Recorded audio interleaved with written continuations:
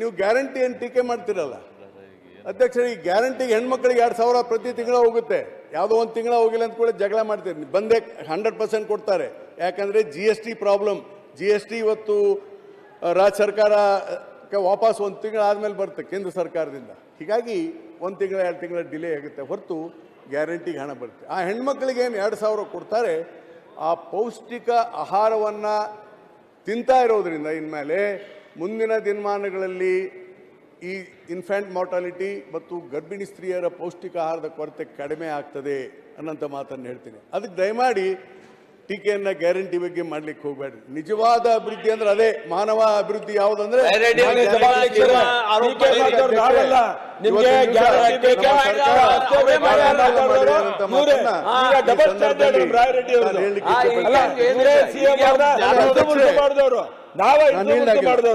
ನೋಡಿ ಅಧ್ಯಕ್ಷರೇ, ಈ ನಾರ್ತ್ ಕರ್ನಾಟಕದಲ್ಲಿ ಸ್ವಲ್ಪ ರೀ ನೋಡಿ ಅಧ್ಯಕ್ಷರೇ, ನಾರ್ತ್ ಕರ್ನಾಟಕದಲ್ಲಿ ಒಟ್ಟು ಪ್ರೈಮರಿ ಹೆಲ್ತ್ ಸೆಂಟರ್ ಒಟ್ಟು ನಮ್ಮ ರಾಜ್ಯದಲ್ಲಿ 2,160 ಪ್ರೈಮರಿ ಹೆಲ್ತ್ ಸೆಂಟರ್ 2160. ಆದರೆ ನಾರ್ತ್ ಕರ್ನಾಟಕದಲ್ಲಿ 790 ಇದೆ, ಸೌತ್ ಕರ್ನಾಟಕದಲ್ಲಿ 1370 ಇದೆ. ನೋಡಿ the difference between A south and A north. Entire north Karnataka we have 790, south PHC 1370. ಇದಕ್ಕೆ ಕಾರಣ ಹಿಂದೆ ಆರೋಗ್ಯ ಮಂತ್ರಿಗಳು ಇದ್ದಾಗ ಯಾರ್ಯಾರು 7-8 ಕಿಲೋಮೀಟರ್ಗೆ ಹಾಸನ, ಮೈಸೂರು, ಮಂಡ್ಯ 7 ಕಿಲೋಮೀಟರ್ಗೆ ಬಂದಿದೆ ಉತ್ತರ ಕರ್ನಾಟಕದಲ್ಲಿ. ಈಗ ಅದನ್ನು ರಿವೈಸ್ ಮಾಡಿ ಗೌರ್ಮೆಂಟ್ ಆಫ್ ಇಂಡಿಯಾದವರು ಒಂದು ಹೊಸ ಸೂಚನೆ ಕೊಟ್ಟಿದ್ದಾರೆ, ಇವೆಲ್ಲ ಸರಿ ಮಾಡಿ ಅಂಥೇಳಿ.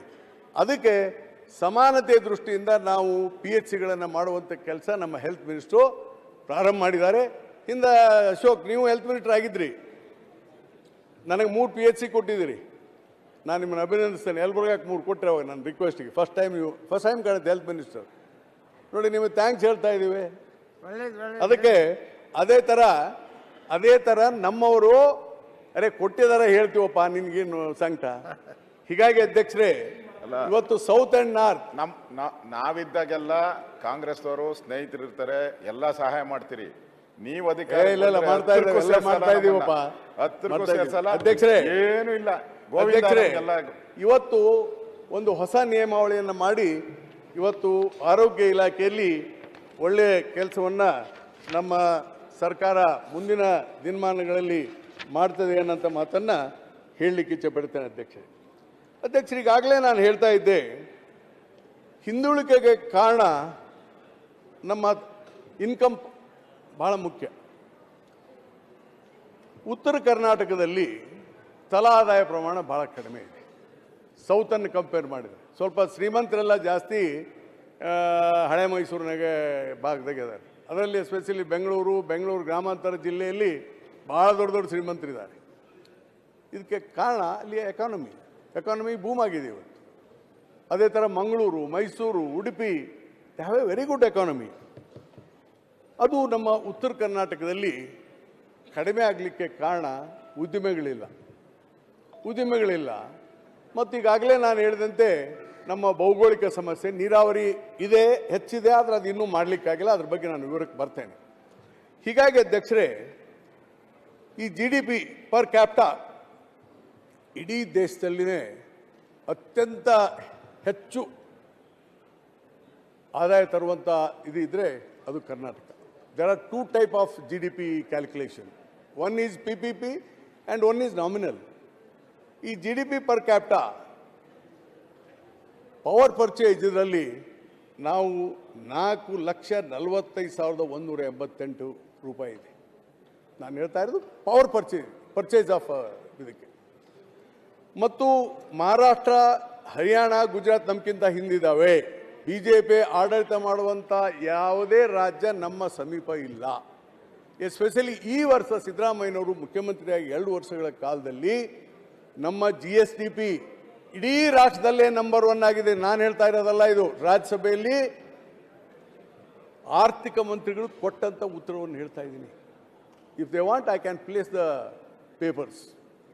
ಹೀಗಾಗಿ ಅಧ್ಯಕ್ಷರೇ, ನಾನು ಈಗಾಗಲೇ ಹೇಳಿದಂತೆ ಅತ್ಯಂತ ಕಡಿಮೆ ಆದಾಯ ಇರೋಂಥದ್ದು ಯಾದಗಿರಿ 2,08,000, ಬೀದರ್ 2,28,000, ಕಲಬುರಗಿ 2,01,000, ಬಿಜಾಪುರ್ 228, ಬಾಗಲಕೋಟ್ ಒಂದು ಸ್ವಲ್ಪ ಜಾಸ್ತಿ ಇದೆ because of the irrigation, Belagavi 226, Dharwad ಸ್ವಲ್ಪ ಜಾಸ್ತಿ ಇದೆ, ಗದಗ್ 270, ಕೊಪ್ಪಳ 214. ಆದರೆ ಎಲ್ಲ ಬೇರೆ ಬೆಂಗಳೂರು ನೋಡಿ ತಲಾ ಆದಾಯ 9 ಲಕ್ಷ, ಆಮೇಲೆ ಬೆಂಗಳೂರು ಗ್ರಾಮಾಂತರ 5,21,000, ತುಮಕೂರು 4,15,000, ರಾಮನಗರ 377, ಎಲ್ಲ ಉತ್ತರದ್ದು ಹೇಳ್ತಾ ಹೋದರೆ ಅಧ್ಯಕ್ಷ ಎಲ್ಲ above 3.54 lac per capital income. ಇನ್ನು ರಾಯಚೂರು, ವಿಜಯನಗರ, ಹಾವೇರಿ ಭಾಳ ಕಡಿಮೆ ಇದೆ. ಇದಕ್ಕೆ ಕಾರಣ ನಮ್ಮ ಉದ್ದಿಮೆಗಳಿಲ್ಲ ಮತ್ತು ಉದ್ಯೋಗಾವಕಾಶಗಳು ಕಡಿಮೆ ಇರೋದರಿಂದ ನಮ್ಮಲ್ಲಿ ಬಡತನ ಜಾಸ್ತಿ ಇದೆ, ಸಾಕ್ಷರತೆಯೂ ಕೂಡ ಅದಕ್ಕೆ ಕಾರಣ. ಅದಕ್ಕಾಗಿ ಹಿನ್ನೆಲೆಯಲ್ಲಿ ನಾವು ಉದ್ಯಮಗಳನ್ನು ವಿಶೇಷವಾಗಿ ಉತ್ತರ ಕರ್ನಾಟಕದಲ್ಲಿ ಪ್ರಾರಂಭಿಸಬೇಕಾಗಿದೆ. ಅದಕ್ಕೊಂದು ಸ್ಪೆಷಲ್ ಡ್ರೈವ್ ಮುಂದಿನ ದಿನಮಾನಗಳಲ್ಲಿ ನಮ್ಮ ಮುಖ್ಯಮಂತ್ರಿಗಳು ಮಾಡ್ತಾರೆ ಅಂತ ಹೇಳಿ ನಾನು ಆಶಿಸ್ತೇನೆ.